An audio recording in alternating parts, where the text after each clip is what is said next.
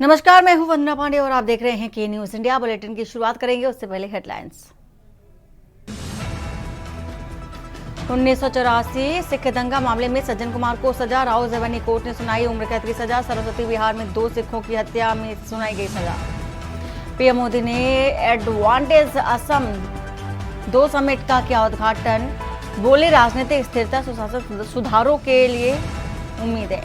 Delhi CM ने विधानसभा में CAG report पेश की, आप सरकार की शराब नीति से 2000 करोड़ का घाटा, सिसोदिया ने सुझाव किए नजरअंदाज। आपके सभी विधायक विधानसभा से निष्कासित, आज दिन भर के निष्कासित किए गए विधायक दिल्ली विधानसभा में हंगामा करने के बाद निष्कासित। महाकुंभ में बढ़ती भीड़ को देखते हुए योगी सरकार का अलर्ट, कुछ और आईपीएस अफसरों को भेजा गया प्रयागराज। शाम 4 बजे पांटून पुल को नो व्हीकल जोन घोषित किया गया। देवभर में देश भर में महाशिवरात्रि पर्व को लेकर शिव मंदिरों में तैयारी पूरी, प्रशासन ने सुरक्षा के पूरे पुख्ता इंतजाम किए। काशी विश्वनाथ में 27 जनवरी तक बंद। आप देख रहे हैं के न्यूज, खबरों का सारथी। और राजधानी दिल्ली से इस बीच आ रही है खबर, जहां पर आम आदमी पार्टी के सभी विधायकों को विधानसभा से निष्कासित किया गया है।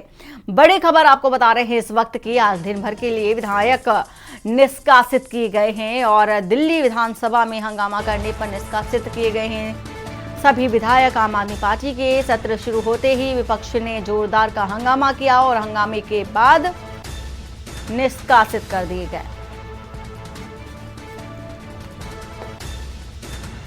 तो बड़ी खबर आपको बता रहे हैं, आम आदमी पार्टी के सभी विधायकों को विधानसभा से निष्कासित कर दिया गया।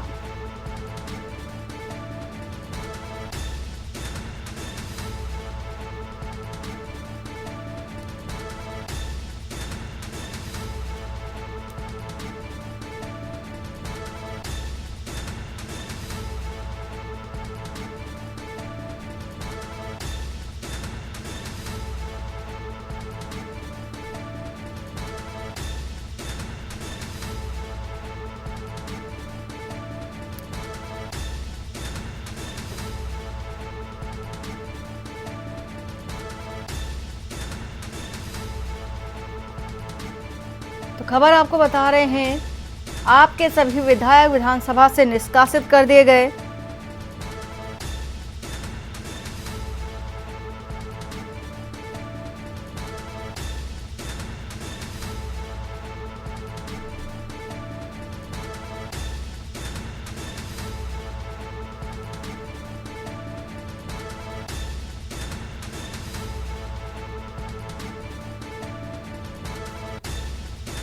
विशेष संवाददाता अखिलेश सिंह इसी खबर पर हैं। अखिलेश, जिस तरह से देखा जा रहा है कि आज जोरदार का हंगामा रहा दिल्ली विधानसभा के अंदर और हंगामे के साथ ही साथ विधानसभा में आम आदमी पार्टी के जो विधायक थे सभी विधायकों को निष्कासित कर दिया गया।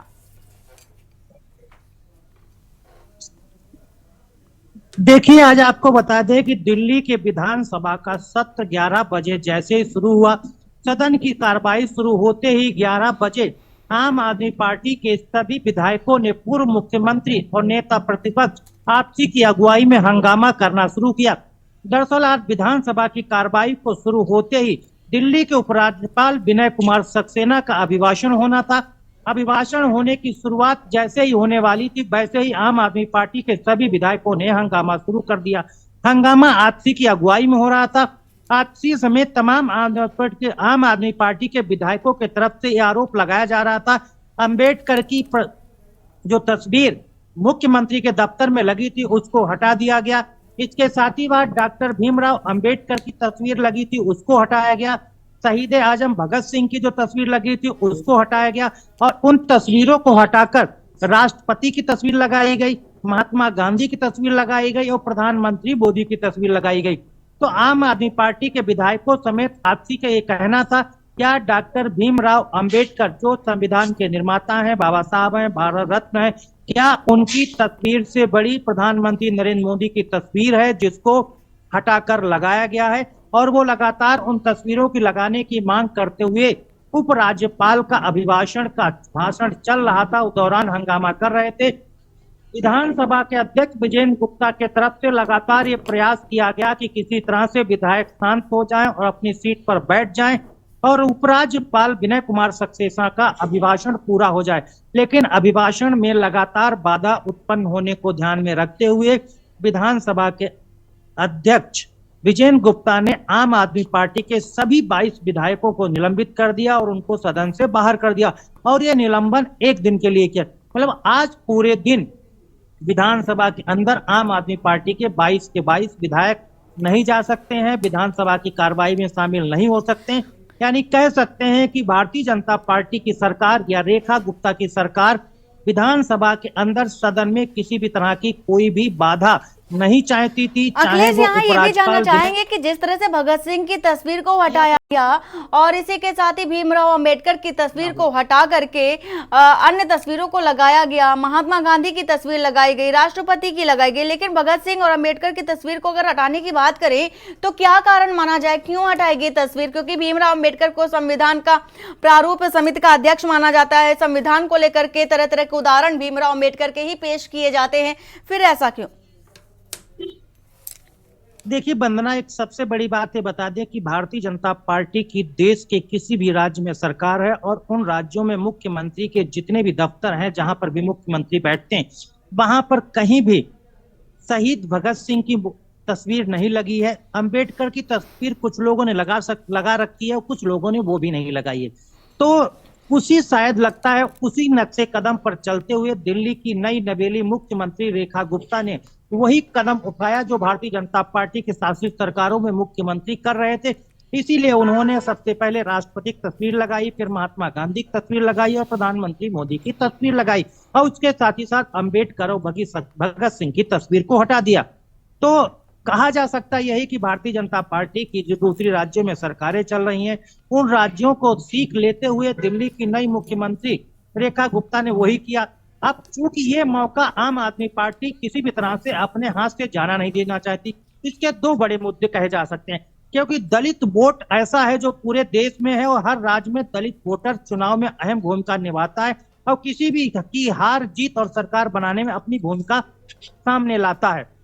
शायद अरविंद केजरीवाल को पता होगा कि इस रणनीति को पीछे नहीं देने जाना और इस रणनीति को आगे रखकर राजनीति करना है। यानी डॉक्टर भीमराव अंबेडकर की अगर तस्वीर हटाई गई उस पर अगर आम आदमी पार्टी चुप रहती है तो दलितों में एक अलग मैसेज जाएगा। अगर वो इसको लेकर बीजेपी की सरकार, बीजेपी के नेताओं को और बीजेपी के मुख्यमंत्री को घेरने का काम करेंगे तो दलितों में देश भर में एक मैसेज जाएगा कि उनके जो मसीहा हैं, जिनको वो भगवान की तरह पूजते हैं और भगवान की तरह मानते हैं, संविधान निर्माता डॉक्टर भीमराव अंबेडकर, उनके लिए अरविंद केजरीवाल लड़ रहे हैं, उस बीजेपी सरकार से टक्कर ले रहे हैं और उनको कटघरे में खड़ा कर रहे हैं। इसका पूरा मैसेज पूरे देश के दलित मतदाताओं में जाना चाहिए।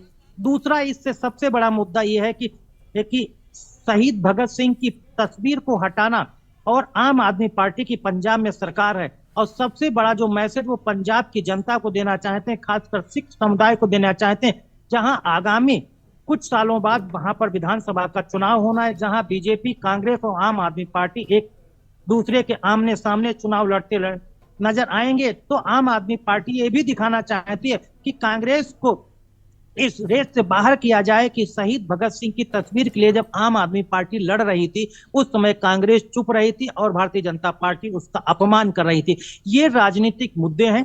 राजनीति में आगे आने वाले चुनाव के लिहाज से राजनीति में लड़े जाते हैं और आगे कहाँ चुनाव है उस मुद्दे को कहाँ लेकर जाना है। अखिलेश, तो क्या ये माना जाए कि जिस तरह से आम आदमी पार्टी ने सलूक किया ठीक वैसा ही जो व्यवहार है, बर्ताव है, वैसा ही बर्ताव आज विधानसभा के अंदर किया गया?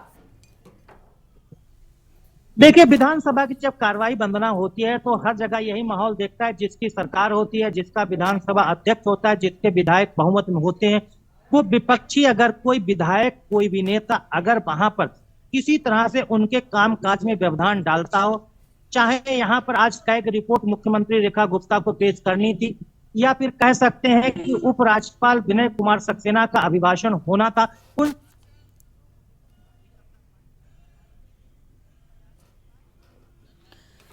बिल्कुल अखिलेश, और आपकी बता रहे हैं आज दिन भर जो कि विधानसभा के अंदर क्या कुछ रहा है उसके बारे में बात कर रहे हैं। विधानसभा के अंदर, दिल्ली विधानसभा के अंदर हंगामा बरपा दिखाई दिया। इसी के साथ ही साथ बात चाहे कर ले विधानसभा में जो विधायक हैं उनके निष्कासन की या फिर कैग रिपोर्ट की बात कर ले, बात कर रहे हैं दिल्ली विधानसभा में कैग रिपोर्ट पेश करने की जो बात थी। सीएम रेखा गुप्ता ने पेश की है कैग रिपोर्ट और शराब नीति से जुड़ी रिपोर्ट सदन में पेश की गई। पिछली सरकार ने रिपोर्ट पेश नहीं की थी, पिछली सरकार ने गैर संवैधानिक काम किया और आप सरकार ने कैग की रिपोर्ट को दबाई, ऐसे आरोप भी लगाए गए और कैग की रिपोर्ट को लेकर भ्रांति फैलाई गई। जानबूझकर कैग की रिपोर्ट को दबाया गया, ये बड़े और गंभीर आरोप चूंकि लगाए गए हैं रेखा गुप्ता की ओर से। और इसी के साथ ही साथ आज चूंकि कैग रिपोर्ट पेश की गई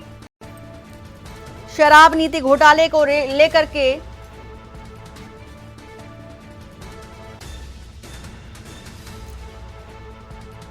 तो दिल्ली के मुख्यमंत्री रेखा गुप्ता ने दिल्ली विधानसभा में आबकारी नीति 2024 का कैग रिपोर्ट पेश किया है। अखिलेश इसी खबर पर हैं। अखिलेश, कैग रिपोर्ट पेश करने के दौरान भी हंगामा हुआ, लेकिन जो कि एक गंभीर आरोप रेखा गुप्ता की ओर से भी लगाए गए कि जो ये रिपोर्ट है इसको दबाया गया आम आदमी पार्टी की ओर से, इसको पेश नहीं करने दिया गया था।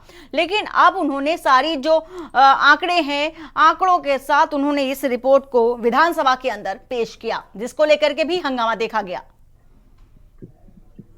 देखिए वंदना, कैग रिपोर्ट एक ऐसा राजनीतिक मुद्दा पहले भी बना है और आज भी बना है।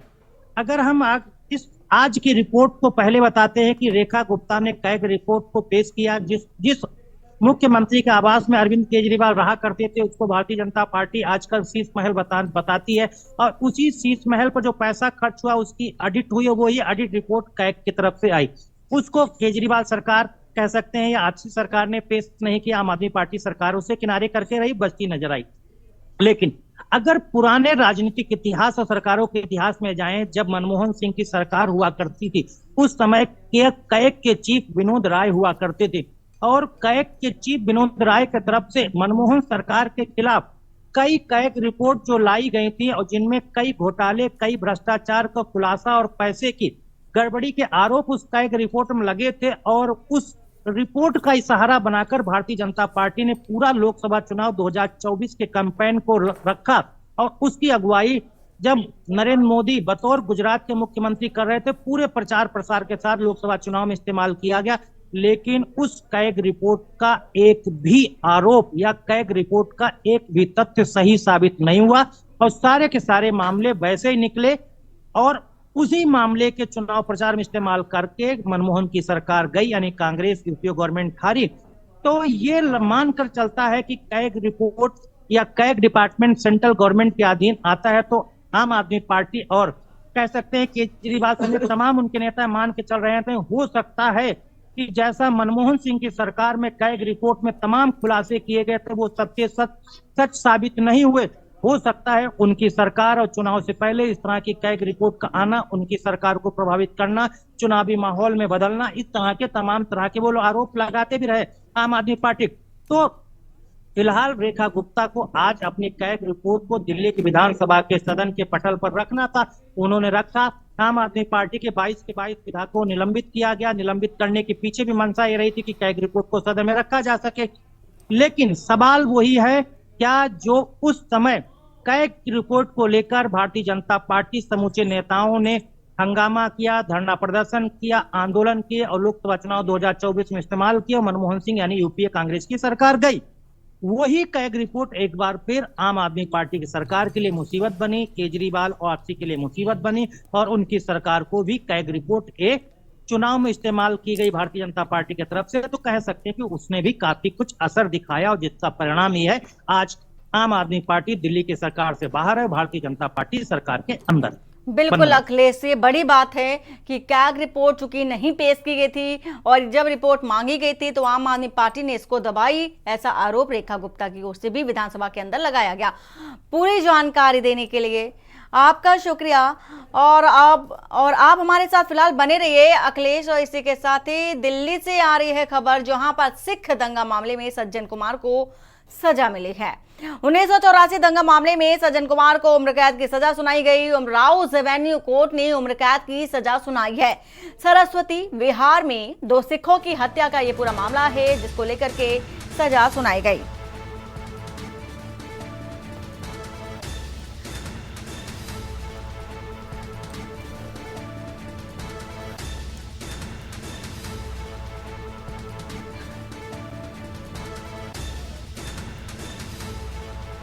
और अखिलेश इसी खबर पर है। अखिलेश, जिस तरह से देखा जा रहा है कि सज्जन कुमार को उम्र कैद की सजा सुनाई गई, लेकिन सजा के साथ ही जो संबंधित लोग थे, जो प्रदर्शन कर रहे थे कोर्ट के बाहर, उनका कहना था कि सज्जन कुमार को फांसी की सजा दी जाए। क्या अब उन लोगों से आपने बातचीत की, उन लोगों से जाना कि उम्र कैद की जो सजा सुनाई गई है कितने संतुष्ट हैं? देखिए वंदना, सज्जन कुमार के मामले में और 1984 के दंगों के मद्देनजर देखा जाए तो बड़े तादाद पर देश ही नहीं, दिल्ली के समूचे इलाके में और तमाम राज्यों में सिख दंगे हुए थे। इंदिरा गांधी की जब हत्या 1984 में की गई थी तो उस समय सिख दंगे सामने आए थे। तो उस दौरान कांग्रेस के बड़े नेता सज्जन कुमार हुआ करते थे, और सज्जन कुमार जब बड़े नेता के तौर पर कांग्रेस की अगुवाई कर रहे थे तो उस दौरान अगर कहा जा सकता है तो कांग्रेस के तरफ से, पार्टी के तरफ से लीड करते हुए दिल्ली के तमाम इलाकों में जा रहे थे। उस समय तमाम सिख समुदाय के लोगों की हत्याएं की जा रही थी, उनको दंगे का शिकार बनाया जा रहा था। उसी में एक ऐसा परिवार था जिसमें माँ बेटी की हत्या का आरोप सज्जन कुमार पर लगा था, लेकिन केस लंबे समय से चल रहा था और इस केस की लगातार सुनवाई दर सुनवाई चल रही थी। फिलहाल दिल्ली के राउज एवेन्यू कोर्ट ने आज अपना फैसला इस मामले में सुनाया और इस मामले में सज्जन कुमार को दोषी मानते हुए उम्र कैद की सजा सुनाई।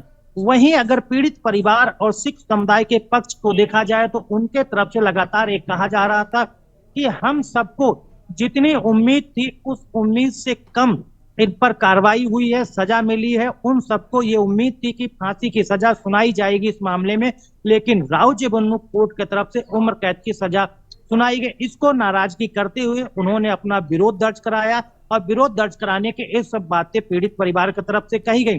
फिलहाल राउज एवेन्यू कोर्ट के तरफ से जो भी अब उम्र कैद की सजा सुनाई है, अगर पीड़ित परिवार इस सजा से सहमत नहीं है तो उसके लिए आगे का रास्ता खुला है, वो सुप्रीम कोर्ट तक जा सकता है। और वहीं अगर सज्जन कुमार को लगता है कि उनके साथ न्याय नहीं हुआ है, उनको गलत दोषी माना गया है और उनको गलत सजा सुनाई गई है, उम्र कैद की सजा नहीं होनी चाहिए थी, तो उनके लिए भी आगे सुप्रीम कोर्ट का रास्ता खुला हुआ है।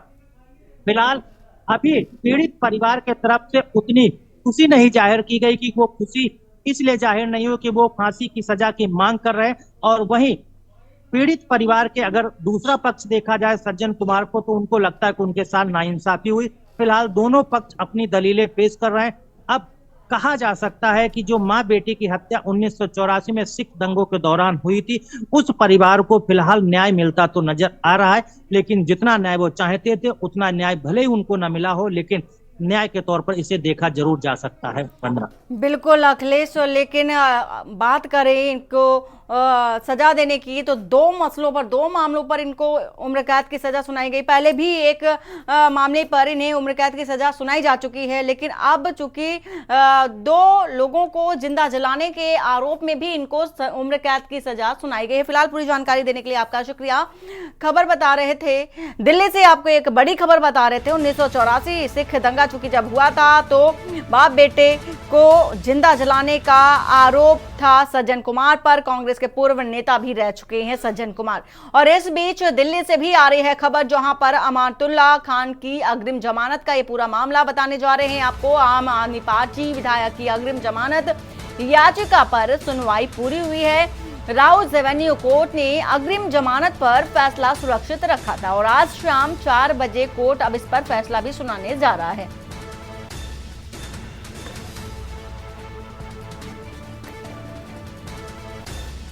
तो खबर आपको बता रहे हैं इस वक्त की, दिल्ली से आपको ये खबर बता रहे हैं अग्रिम जमानत याचिका पर जो की सुनवाई है वो पूरी हो चुकी है। 4 बजे तक कोर्ट अब इस पर फैसला भी सुनाने जा रहा है। राउज एवेन्यू कोर्ट ने अग्रिम जमानत पर फैसले को सुरक्षित रखा था और शाम 4 बजे तक कोर्ट इस पर फैसला भी सुनाएगा। आपसे कुछ ही देर बाद फैसला आ जाएगा। राउज एवेन्यू कोर्ट की ओर से ये फैसला सुनाया जाना है और आम आदमी पार्टी विधायक की अग्रिम जमानत याचिका पर सुनवाई पूरी हो चुकी है। 4 बजे फैसला आना है।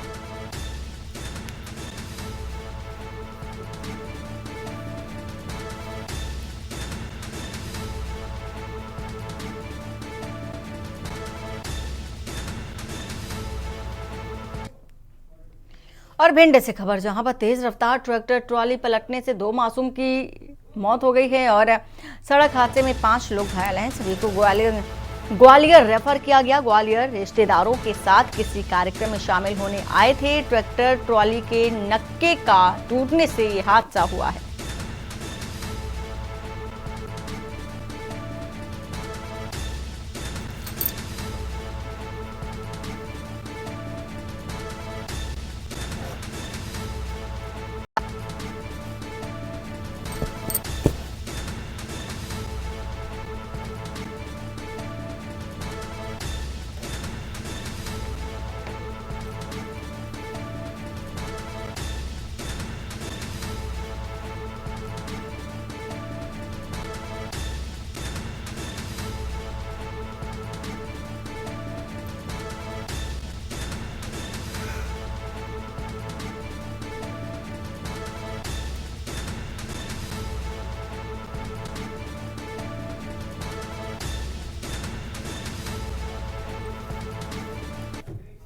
और खबर मुरैना से है, जहां पर महिला बालिका सुधार गृह में संदिग्ध परिस्थितियों में महिला की मौत हो गई।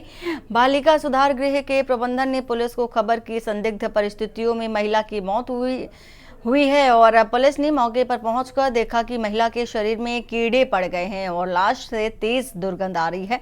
शव को देखकर पुलिस का मानना है कि महिला की मौत लगभग 5 दिन पहले हो चुकी है और जब पुलिस ने बालिका सुधार गृह की वार्डन से महिला की मौत का कारण पूछा तो उसने बताया कि उसने आज सुबह ही महिला को जिंदा देखा था। फिलहाल महिला की लाश को पोस्टमार्टम के लिए भेज दिया गया है। महिला सुधार गृह में सगुना नाम की 30 वर्षीय मानसिक विक्षिप्त महिला पिछले 2.5 साल से यहाँ रह रही थी और पुलिस द्वारा मामले की गंभीरता से जांच की जाएगी। पोस्टमार्टम रिपोर्ट आने के बाद ही मौत का कारण स्पष्ट हो सकेगा।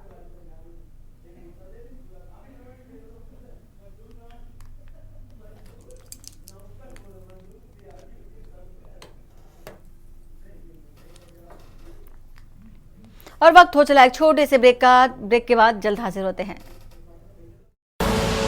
आप देख रहे हैं के न्यूज, खबरों का सारथी। और ब्रेक के बाद आपका स्वागत है। राजधानी लखनऊ से आ रही है खबर, जहां पर सदन से सपा विधायकों ने वॉकआउट किया है। किसानों की समस्या को लेकर किया है वॉकआउट और चौधरी चरण सिंह की प्रतिमा पर पहुंचे विधायक। सरकार सही आंकड़े नहीं जारी कर रही है, विधायकों का ऐसा कहना है। मानना भी है किसान परेशान हैं, उनके गन्ने का मूल्य नहीं मिल रहा है, मिलों का भुगतान नहीं हो पा रहा है, किसान परेशान हैं, उनके भुगतान नहीं किए जा रहे हैं। इस तरह के जो गंभीर आरोप हैं सपा विधायकों की ओर से लगाए गए हैं।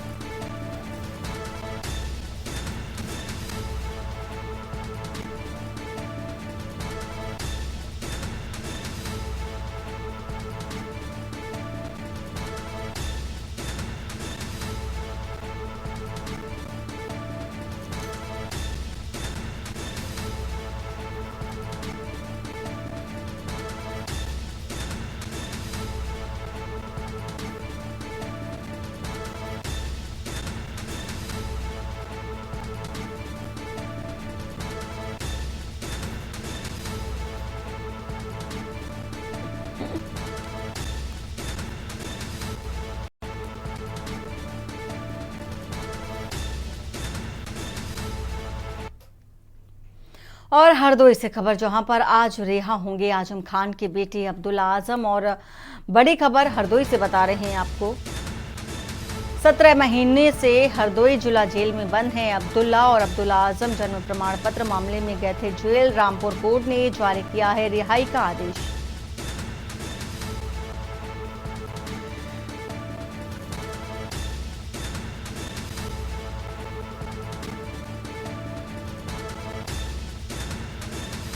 तो आज रिहा होंगे आजम खान के बेटे अब्दुल्ला आजम।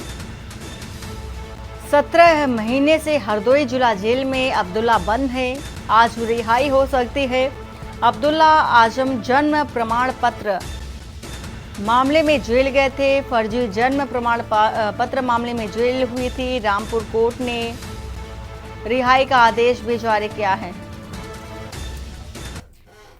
लखनऊ से खबर है, लखनऊ से बता देते हैं खबर, जहां पर डिप्टी सीएम केशव प्रसाद मौर्य ने कहा है कि महाशिवरात्रि का पर्व धूमधाम से मनाया जाएगा, किसी श्रद्धालुओं को ना हो कोई असुविधा। और इसी के साथ ही महाकुंभ पर बोले केशव प्रसाद मौर्य, जनता की नजरों में स्वयं सवाल बना हुआ है। तो डिप्टी सीएम केशव मौर्य की ओर से ये बयान है। विपक्ष समझे तो उसके गाल पर तमाचा होगा और अगर ना समझे तो जनता देगी जवाब। आने वाले समय में जनता का जवाब आप देखेंगे।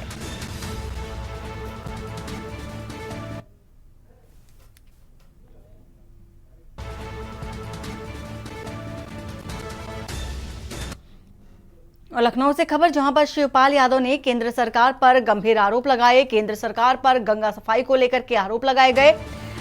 एनजीटी रिपोर्ट का हवाला देते हुए गंगा सफाई की लेकर के ये रिपोर्ट भी देखी गई और सफाई पर सवाल भी उठाए गए शिवपाल यादव की ओर से। शिवपाल ने सरकार के गुमराह करने के आरोप को दोहराया है और अब गंगा सफाई में आस्था व्यवस्था का समन्वय न होने का अफसोस भी जताया।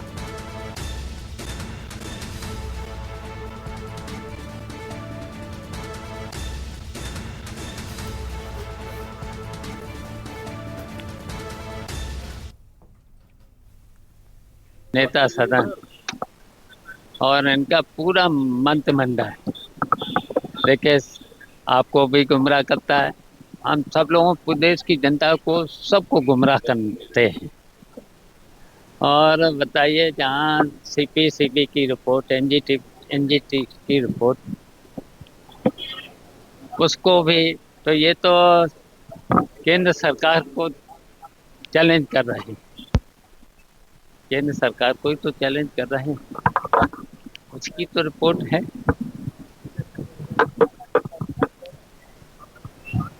देखिए वो तो सीपी की रिपोर्ट और एनजीटीवी की रिपोर्ट तो है, गंगा मैली है, हैं?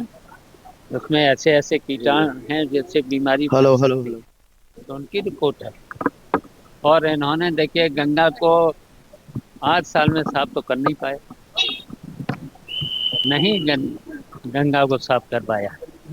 तो ये तो केवल गुमराह करने का काम करते हैं, केवल गुमराह करना है इनका काम।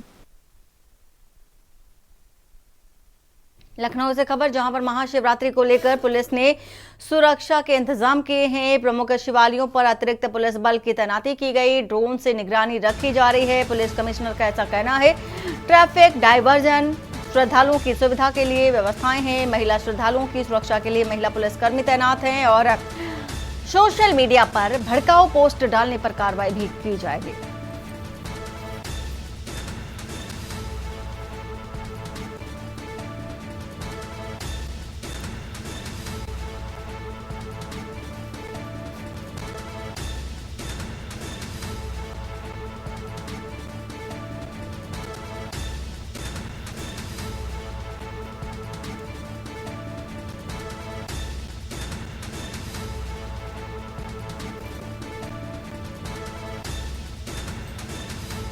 बुलंदशहर से खबर, जहां पर श्रीजी रेस्टोरेंट के बाहर जमकर मारपीट हुई है। 3 दबंग एक युवक को लाठी डंडे और ईंट से मारते नजर आ रहे हैं। वीडियो सोशल मीडिया पर वायरल हो रहा है। 2 दिन पुराना ये वीडियो बताया जा रहा है। वायरल वीडियो के आधार पर कार्रवाई भी की जा रही है। पुलिस पूरी तरह से कार्रवाई में जुटी है। सिकंदराबाद थाना क्षेत्र के सिरोधन कट के पास का ये मामला है।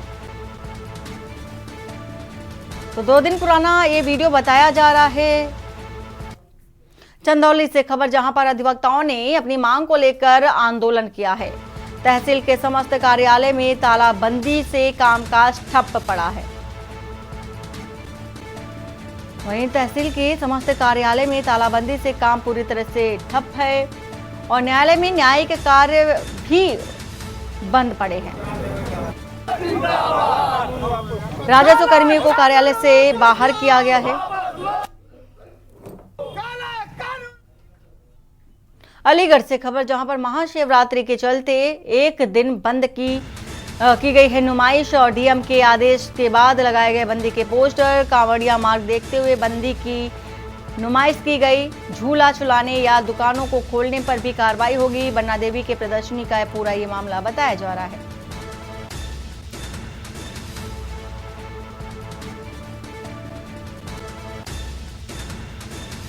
तो डीएम के आदेश पर बंदी के पोस्टर भी लगाए गए हैं।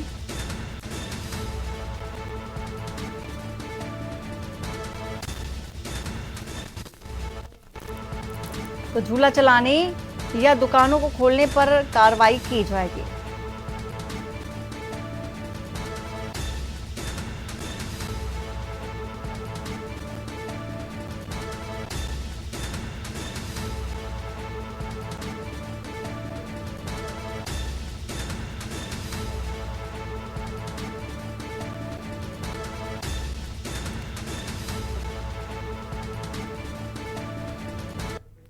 बाराबंकी से खबर, जहां पर एडवोकेट बिल के विरोध में अधिवक्ताओं का प्रदर्शन देखा गया। बिल के संशोधन पर गठित की गई कमेटी डीएम के ज्ञापन न लेने से नाराज हजारों अधिवक्ताओं ने हाईवे किया है जाम। नारेबाजी के साथ कर रहे विरोध प्रदर्शन का कहा नहीं हुई है सुनवाई तो प्रदर्शन रहेगा जारी। शहर में मुख्य मार्ग पर भारी जाम लगा हुआ है।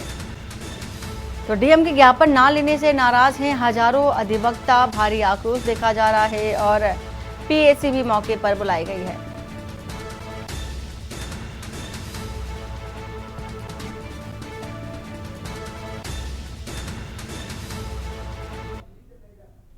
का इसमें बिना मांगे एक संशोधन सरकार करने जा रही है, जिस पर उन्होंने हमारे सुझाव मांगे थे। और जब ये देशव्यापी विरोध शुरू हो गया तो उन्होंने उस अधिनियम का उस बिल का ड्राफ्ट वापस नहीं लिया, उस पर परामर्श प्रक्रिया बंद कर दी ऑनलाइन। और ये कहा है कि जो भी संशोधन होगा, जितने भी सुझाव अभी तक पा चुके हैं, उसके आधार पर संशोधित करके आपसे फिर परामर्श मांगेंगे। तो वो ड्राफ्टिंग कमेटी वही है, उसमें संशोधन क्या है, सुझाव का है, क्या है, संशोधन करेंगे जब तक ये चीज़ें क्लियर नहीं होती। हम उस ड्राफ्ट को की वापसी मांग रहे हैं। और उत्तर प्रदेश सरकार के अल्पसंख्यक राज्य मंत्री दानिश आजाद अंसारी ने विपक्ष पर निशाना साधते हुए कहा है कि विपक्ष हमेशा यही चाहता है कि सदन ठीक से ना चले और उसे भटकाया जाए। उन्होंने कहा कि इस बार के स्नान की पूरी तैयारी है और हमारे अधिकारी सभी तैयारी में जुटे हुए हैं। मंत्री अंसारी ने विश्वास जताया है कि कल की तैयारी में कोई कमी नहीं रहेगी और स्नान के लिए सभी व्यवस्थाएं पूरी तरह से सुनिश्चित की गई हैं। विधानसभा का आज बजट सत्र का 8वां दिन है। ऐसे बातचीत करने के लिए दानिश आजाद अंसारी जी हमारे साथ में हैं। इस बजट सत्र में जिस तरीके से हंगामे देखने को मिल रहे हैं, आप देखिए कल किस तरीके से जब चर्चाएं हो रही थी उसके बाद हंगामे शुरू हो गए। हालांकि विधानसभा अध्यक्ष को 2 घंटे के लिए स्थगित करना पड़ा। क्या लग रहा है कि विपक्ष जो है नहीं चलने देना चाह रहा है? विपक्ष सदन की कार्रवाई को बार बार बाधित कर रहा है और वो बाधित इसलिए कर रहा है कि विपक्ष को उत्तर प्रदेश के विकास से कोई मतलब नहीं है। समाजवादी पार्टी ने हमेशा उत्तर प्रदेश के डेवलपमेंट के साथ खिलवाड़ किया है। उत्तर प्रदेश के डेवलपमेंट को हमेशा ताक पे रख के अपनी राजनीतिक रोटियां सेकने का काम ये समाजवादी पार्टी का हमेशा एजेंडा रहा है। लेकिन हमारी उत्तर प्रदेश की योगी सरकार ईमानदारी से उत्तर प्रदेश के सर्वांगीण डेवलपमेंट के लिए धरातल पर काम कर रही है। हर जनपद का विकास हो, प्रदेश का विकास हो, प्रदेश की उन्नति हो, ये हमारा मूल एजेंडा है। कुंभ को लेकर के लगातार विपक्ष घेरने का प्रयास कर रहा है। कह रहा है, कल अखिलेश यादव का ट्वीट आया था, उन्होंने साफ तौर पे लिखा है कि अभी तक आंकड़े नहीं जारी किए जा रहे हैं। देखिए, समाजवादी पार्टी बार बार बहका के, बरगला के, फुसला के समाज को गुमराह करना चाहती है। समाजवादी पार्टी का एजेंडा हमेशा फूट डालो, कंफ्यूज करो और राज करो, ये उसका हमेशा एजेंडा रहा है। लेकिन उत्तर प्रदेश की हमारी सम्मानित जनता, उत्तर प्रदेश के हमारे सम्मानित लोग समाजवादी पार्टी का असली चरित्र जानते हैं। कल जो है महाशिवरात्रि का पर्व है और महाकुंभ में महाभीड़ होने वाली है, उसको सारी प्रशासनिक व्यवस्था धरातल पे दुरुस्त की गई है। माननीय मुख्यमंत्री जी खुद मॉनिटर कर रहे हैं बहुत माइन्यूटली और निश्चित तौर पे कल महाकुंभ का भी जो आखिरी दिन भी कल कहा जाएगा एक तरीके से, उसको सकुशल संपन्न करने के लिए सारा प्रशासन चुस्त दुरुस्त है। धन्यवाद हमसे बातचीत करने के लिए, क्योंकि जिस तरीके से उत्तर प्रदेश में मंत्री हैं दानिश आजाद अंसारी का साफ तौर पे कहना है कि हम धरातल पर काम कर रहे हैं, हमारे अधिकारी लगातार काम करते नजर आ रहे हैं। कल की महाशिवरात्रि पर्व को लेकर हमारी तैयारियां लगभग पूरी हो चुकी हैं। कैमरामैन रमेश वर्मा के साथ में संदीप मिश्रा, के न्यूज़, लखनऊ। और उत्तर प्रदेश सरकार के परिवहन मंत्री दयाशंकर सिंह ने 26 फरवरी को होने वाले शाही स्नान के लिए परिवहन विभाग द्वारा की गई तैयारियों की जानकारी दी। उन्होंने कहा कि कुंभ मेले में देश और विदेश से लोग स्नान के लिए आ रहे हैं, लेकिन विपक्ष इसे नजरअंदाज कर केवल गुमराह करने का काम कर रहा है। मंत्री ने कहा कि सभी व्यवस्थाओं को पुख्ता किया गया ताकि स्नान के दौरान किसी प्रकार की कोई परेशानी न हो। दयाशंकर सिंह हमारे साथ में हैं। सर, किस तरह के देख रहे हैं तैयारियां, क्योंकि कल का महाशिवरात्रि का पर्व है, बड़ी भीड़ होने वाली है महाकुंभ में। सभी भीड़ को पहले से ही अंदाजा है।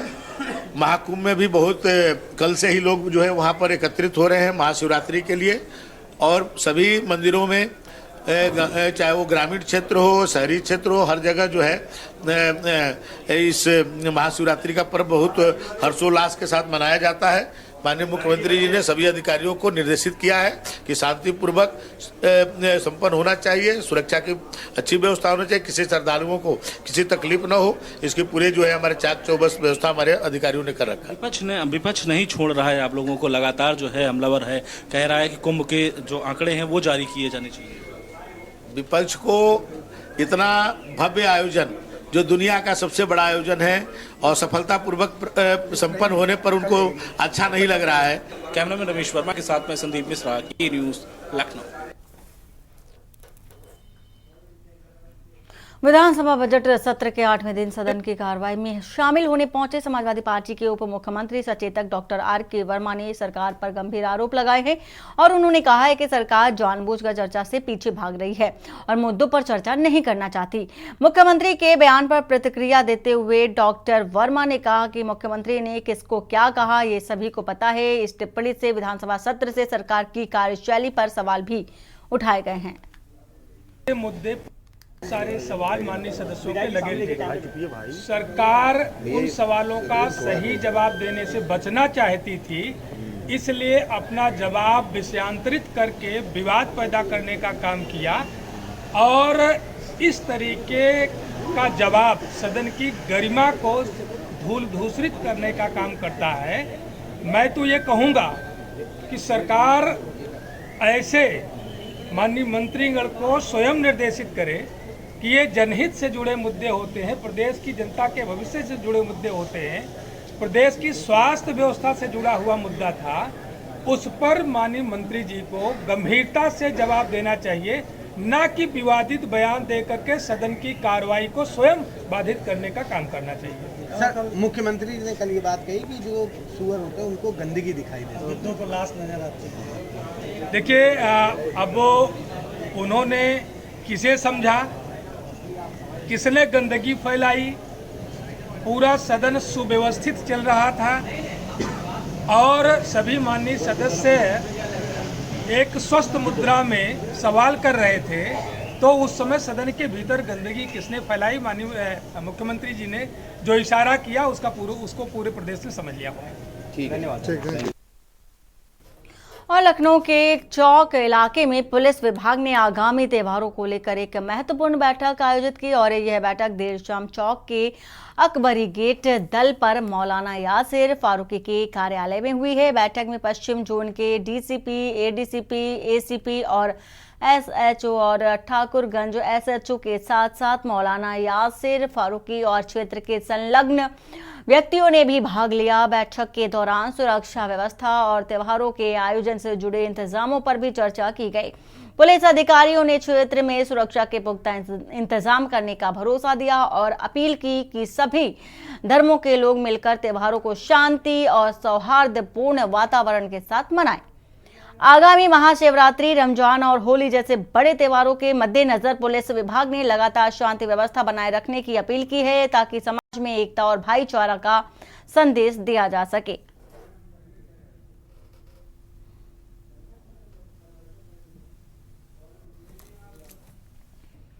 और सिद्धार्थनगर जिले के शहरतगढ़ तहसील के अकरहरा गांव में स्थित fish feed processing unit Silver Fin Agrovet Private Limited बिजली आपूर्ति की समस्या से जूझ रही है। कंपनी की डायरेक्टर अमीना आमिना खातून ने बिजली विभाग पर लापरवाही का आरोप लगाते हुए जिलाधिकारी से शिकायत की।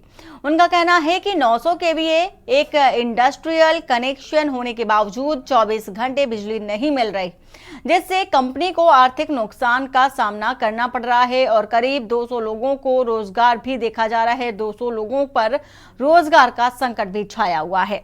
जिलाधिकारी राजा गणपति ने इस मामले पर संज्ञान लिया है और जल्द ही 24 घंटे बिजली आपूर्ति की व्यवस्था करने का आश्वासन भी दिया है।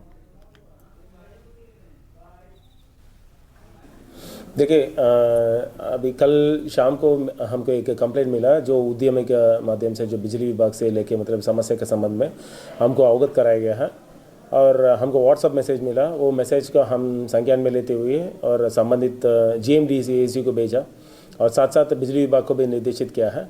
और उसमें यदि बिजली विभाग का कर्मचारी का गलती होगी तो फिर उसमें जांच के लिए एक्सीएन विद्युत को भी निर्देशित किया गया है। यदि जांच में मतलब संबंधित कर्मचारी दोषी पाए गए उनके खिलाफ कड़ी से कड़ी कार्रवाई करने के लिए निर्देशित किया गया। साथ में जितना भी हमारा उद्यमी है सबको मैं अनुरोध करना चाहता हूँ, जो जिला प्रशासन ज़रूर आप लोग के साथ है और इन्वेस्टमेंट का ज़्यादा बढ़ावा देने का निर्देश माननीय मुख्यमंत्री जी का स्तर से और उत्तर प्रदेश सरकार का स्तर से सभी जिला जनपद स्तर का जिला अधिकारियों को निर्देशित किया गया। इसका कंस्ट्रक्शन तो पिछले 2.5-3 सालों से चल रहा है। 6 महीने से हम लोग प्रोडक्शन पे आ गए हैं और जो मेन समस्या है वो बिजली की है। अभी तक हम लोग को ग्रामीण शेड्यूल से बिजली मिल रही थी, वो भी बीच में कटौती भी होती थी, बिना जानकारी बिना किसी सूचना के कटौती की जा रही थी। हम लोग को दिक्कत आ रही है, हम प्रोडक्शन नहीं ले, जिससे मार्केट में अभी भी हमारी कुछ पकड़ नहीं हो पा रही है। ये कितनी बिजली मिल रही है और क्या क्राइटेरिया है? क्राइटेरिया तो इंडस्ट्रियल कनेक्शन का 24 आवर्स का होना चाहिए, हमारा अधिकार है। हम लोग 4 महीने पहले एप्लीकेशन दिए हैं और उसके बाद भी हमें जो है अभी बिजली मुहैया नहीं हो पाई है। यहाँ से शायद फाइल ही नहीं ज़िले से भी बाहर गई है। तो DM साहब भी कई बार संज्ञान लेकर एप्लीकेशन लिख चुके हैं, कई बार निर्देशित कर चुके हैं, लेकिन गाजियाबाद से खबर, जहां पर एक ही दुकान में अंग्रेजी शराब, देसी शराब, बियर और भांग मिलेंगे। आबकारी विभाग ने इस नई प्रक्रिया की शुरुआत कर दी है। 17 फरवरी से दुकान लेने की प्रक्रिया शुरू हो गई थी और जो 27 फरवरी तक चलेगी। जिला आबकारी अधिकारी संजय सिंह ने बताया है कि प्रक्रिया ऑनलाइन माध्यम से चल रही है। निर्धारित तिथि के बाद सभी आवेदनों की जांच की जाएगी और फिर लॉटरी के माध्यम से दुकानों का आवंटन किया जाएगा। गाजियाबाद में 12 दुकानों का रिन्यूअल होना है और जिसमें 214 देसी शराब की दुकान, 192 कंपोजर शॉप और 45 मॉडल शॉप और 14 भांग की दुकानें शामिल हैं। आबकारी विभाग में देसी शराब की है, मॉडल शॉप की है और पहले जो विदेशी मदिरा और बियर की अलग अलग दुकानें होती थी उसको मर्ज करके कंपोजिट दुकान बना दिया गया। तो एक कंपोजिट दुकान की, मॉडल शॉप की, देशी शराब की और भांग, ये लॉटरी की प्रक्रिया हमारी 17 तारीख से शुरू हो गई है प्रोसेसिंग करने की, फार्म भरने, जो 27 तारीख तक चलेगी। खबर अलीगढ़ से, जहां पर महाशिवरात्रि पर्व को लेकर शहर में कावड़ियों की धूम मची हुई है। रामघाट मार्ग बम बम भोले के नारों से गूंजा है। इसी बीच तरह तरह की कांवड़ लाना भी देखा जा रहा है, आकर्षण का केंद्र बना हुआ है। सोमवार को भोले भक्तों का एक ग्रुप अनोखी कांवड़ यात्रा लेकर तस्वीर महल से होकर गुजरा, जिसमें भोले भक्त 501 लीटर गंगा जल की कांवड़ लाए। हालांकि इस ग्रुप में कांवड़ियों का सहयोग करने वाले भी कई सदस्य हैं। कांवड़ जिस स्थान से होकर गुजरी वहां लोगों ने भोले भक्तों के चरण स्पर्श किए और उनका भव्य स्वागत किया। समाजवादी पार्टी के वरिष्ठ नेता मोहम्मद आजम खान के बेटे अब्दुल्ला आजम खान की जेल से रिहाई हो गई है। अब्दुल्ला आजम पिछले 17 महीनों से हरदोई जेल में बंद थे। हाल ही में उन्हें सुप्रीम कोर्ट से जमानत मिली थी और बाद में रामपुर की MP MLA कोर्ट से भी जमानत मिल गई थी। हालांकि उनके खिलाफ 45 मुकदमे दर्ज थे, जिनमें से सभी में उन्हें जमानत मिल चुकी थी। सोमवार को उनकी रिहाई के आदेश हरदोई जेल को भेजे गए थे और आज उनका जेल गेट से रिहाई के बाद समर्थकों ने उनका स्वागत किया। रिहाई के बाद उनकी समर्थकों में खुशी की लहर भी देखी जा रही है। जानता है कि मोहम्मद आजम खान साहब और उनके पूरे परिवार को प्रताड़ित करते हुए जेल में बंद किया गया था। आज हम ईश्वर का, वाहेगुरु का, अल्लाह का शुक्र करते हैं कि उन्होंने अब्दुल्ला भाई की रिहाई का रास्ता साफ किया है और आज वो रिहा होकर के घर जाएंगे। और उत्तर प्रदेश की देखी जा रही है कि पुलिस महानिदेशक डीजीपी प्रशांत कुमार ने महाशिवरात्रि के पर्व और महाकुंभ के दौरान सुरक्षा और यातायात व्यवस्था को लेकर महत्वपूर्ण निर्देश दिए हैं। 26 फरवरी को महाशिवरात्रि का पर्व है और इस दौरान महाकुंभ में भारी संख्या में स्नानार्थी एकत्रित होंगे। डीजीपी ने सभी जोन के एडीजी, पुलिस कमिश्नर, रेंज के आईजी, डीआईजी और जिलों के एसएसपी, एसपी को निर्देश देते हुए कहा है कि पैदल जाने वाले कांवड़ियों के मार्गों पर सुरक्षा और यातायात व्यवस्था सुचारू रूप से की जाए।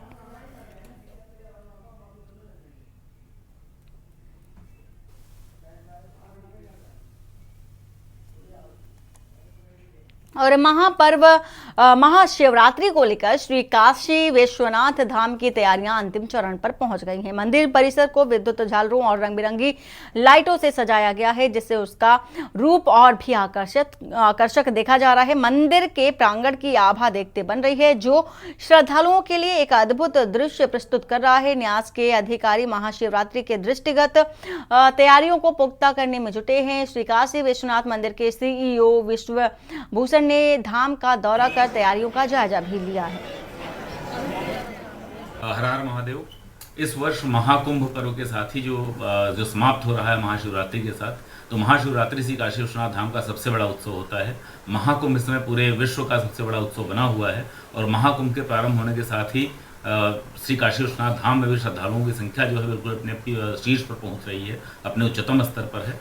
तो महाशिवरात्रि पर ऐसा प्रतीत हो रहा है कि इस वर्ष सर्वाधिक सारे रिकॉर्ड टूट जाएंगे भीड़ के, यहाँ आने वाले लोगों के, श्रद्धालुओं की संख्या के। तो श्रद्धालुओं के स्वागत के लिए श्री काशी विश्वनाथ धाम ने अपनी समस्त तैयारियां पूरी कर ली हैं। जो हमारी अधिकतम क्षमता है, जो अधिकतम व्यवस्था हम दे सकते हैं, वो सारी व्यवस्थाएं पहले से प्लेस में हैं। कुंभ के जो दर्शनार्थी आ रहे हैं उन्हीं के लिए उनके स्वागत में सारा प्लेस किया जा चुका है। इसको और आगे स्केल अप करने का चूंकि स्कोप नहीं बचता है, तो अब यह अपनी सर्वाधिक क्षमता पर इसमें हमारी पूरी मशीनरी रन कर रही है। और जौनपुर में सोमवार को सर्वोदय इंटर कॉलेज खुदौली में हुई बोर्ड परीक्षा के दौरान 4 मुस्लिम छात्राओं ने नकाब उतारने से मना कर दिया, जिसके बाद उन्होंने परीक्षा देने से इनकार कर दिया। जानकारी के अनुसार परीक्षा केंद्र पर छात्राओं को गेट के अंदर जाकर नकाब उतारने और फिर चेकिंग के बाद परीक्षा कक्ष में प्रवेश करने का निर्देश दिया गया था। अधिकांश छात्राएं इस नियम का पालन करती हुई परीक्षा कक्ष में चली गई, लेकिन 4 छात्राओं ने इस पर आपत्ति जताई और नकाब उतारने से मना कर दिया। इसके बाद परिजनों के साथ वे घर लौट गई। कुल 153 मुस्लिम छात्राएं परीक्षा देने आई थी, जिनमें से 20 छात्राओं ने परीक्षा छोड़ दी। केंद्र व्यवस्थापक दिनेश चंद्र गुप्ता ने कहा कि परीक्षा के दौरान नियमों का पालन कराया जा रहा था और महिला अध्यापकों द्वारा चेहरा मिलान भी कराया जा रहा था। और छात्राओं की चेकिंग छात्राओं के कैंपस महिला अध्यापिकाओं के द्वारा किया जा रहा था। कुछ छात्राओं ने अपना मुंह दिखाने से इनकार कर दिया, जबकि प्रवेश पत्र के चेहरे से उनका चेहरा उनका मिलान आवश्यक होता है, जिसके कारण कुछ छात्राओं ने परीक्षा छोड़ दिया। कौन छात्राएं थीं, किस धर्म की थीं और मुंह किस तरह नहीं दिखा रही थीं? वह प्रवेश पत्र से अपना मिलान कराना नहीं चाह रही थी। बिना चेहरा खोले परीक्षा देना चाहती थी।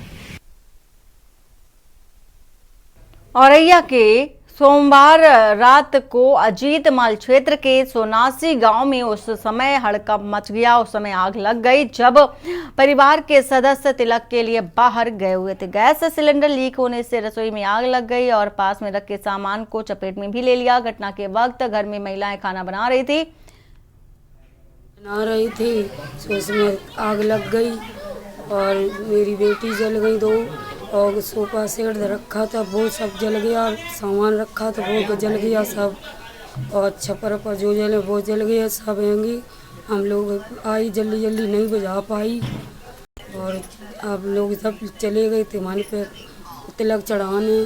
किसका? बेटी का। किस बेटी का? निशी का। कहाँ गई थी? कदलापुर। क्या बजे की घटना है? 8 बजे की, 8:30 बजे की। पुलिस आई थी? हाँ आई थी। किस तरीके से बुझाया गया? कोई ने नहीं बुझाया, अपने मेरे सब लोग आ गए पड़ोस के, उसने बुझाया, बड़े खने बुझी है। और Kanpur Christ church college Kanpur में वार्षिक खेल समारोह का अंतिम और सबसे महत्वपूर्ण दिन भव्यता के साथ संपन्न हुआ। कार्यक्रम की शुरुआत डॉक्टर आशीष कुमार दुबे के उद्घाटन भाषण से हुआ और इसके बाद मुख्य अतिथि अंतर्राष्ट्रीय स्तर के एथलीट अभिषेक पांडे, मुख्य संरक्षक प्रोफेसर जोसेफ डेनियल, उप प्राचार्य प्रोफेसर श्वेता चंद और विशिष्ट अतिथि सुश्री छवि यादव का स्वागत बैच स्पिनिंग समारोह और स्मृति चिन्ह भेंट कर किया गया। प्रोफेसर अंजलि श्रीवास्तव ने विद्यार्थियों को संबोधित करते हुए उन्हें प्रेरित किया, जिसके बाद स्वयंसेवकों द्वारा एक मनमोहक सांस्कृतिक नृत्य प्रस्तुत भी किया गया। प्रधानाचार्य प्रोफेसर जोसेफ डेनियल ने अपने प्रेरणादायक भाषणों में छात्रों को स्वस्थ शरीर और स्वस्थ मस्तिष्क के महत्व को समझाया। शपथ ग्रहण समारोह और ध्वजारोहण प्रधानाचार्य द्वारा संपन्न किया गया। इसके बाद विश्वविद्यालय स्तर पर पदक विजेता और कॉलेज का प्रतिनिधित्व करने वाले उत्तर प्रदेश उत्तर क्षेत्र और एवं अखिल भारतीय विश्वविद्यालय खेलों के एथलीटों को मुख्य अतिथि श्री अभिषेक पांडे द्वारा सम्मानित किया गया। मशाल रिले के बाद प्रधानाचार्य की अनुमति से और गणमान्य व्यक्तियों द्वारा गुब्बारे उड़ाकर वार्षिक खेल समारोह का आधिकारिक उद्घाटन भी किया गया। सर काफ़ी अच्छा फंक्शन हुआ आज का, मतलब काफ़ी चीज़ हमें सीखने को मिली और मतलब बिल्कुल बच्चों ने काफ़ी फेयर एंड गेम हुआ हमारा, काफ़ी मतलब बढ़िया हुआ हर चीज़। मैनेजमेंट काफ़ी अच्छा था, बाकी वॉलंटियर्स ने काफ़ी अच्छा काम किया, सबने मतलब बहुत अच्छा सहयोग दिया इसमें। सर इसमें 100 metre, 200 metre race, 400 metre race, 1500 metre race और लॉन्ग जंप, शॉर्ट पुट और जैवलिन थ्रो वगैरह काफ़ी सारे गेम शामिल थे। सर ऑलमोस्ट 150 प्लस थे। एनुअल स्पोर्ट्स मीट था, इसमें आज दूसरा दिन है। इसमें 100 metre race, 200 metre race, 400 metre race, 800 metre race, 1500 metre race, javelin throw, shot put और डिस्कस थ्रो, जिसमें काफ़ी प्रतिभागियों ने प्रतिभाग किया और वॉलंटियर्स ने काफ़ी सहयोग किया। लगभग कितने बच्चे ने पार्टिसिपेट किया? 150 प्लस पार्टिसिपेट्स ने। ये हमारा एनुअल स्पोर्ट्स मीट प्रोग्राम जो कि हमारे महाविद्यालय में प्रतिवर्ष कंटिन्यू ये होता रहता है।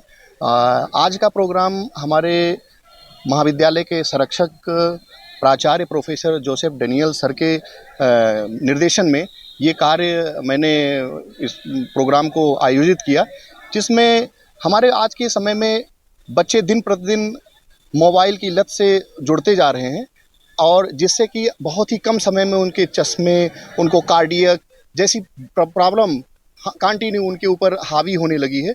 तो उनको मोबाइल की से प्यार ना होके उनको आज के समय में ग्राउंड से प्यार होना चाहिए। जैसा कि स्वामी विवेकानंद जी ने कहा था कि आज के समय में हमारे नौजवानों को एक श्रीमद् भागवत गीता की जगह पे एक फुटबॉल के मैदान की ज़रूरत है, जहाँ पे वो जाके शारीरिक, मानसिक और बौद्धिक रूप से अपने को सक्षम बना सकते हैं, अपने को प्रूफ कर सकते हैं।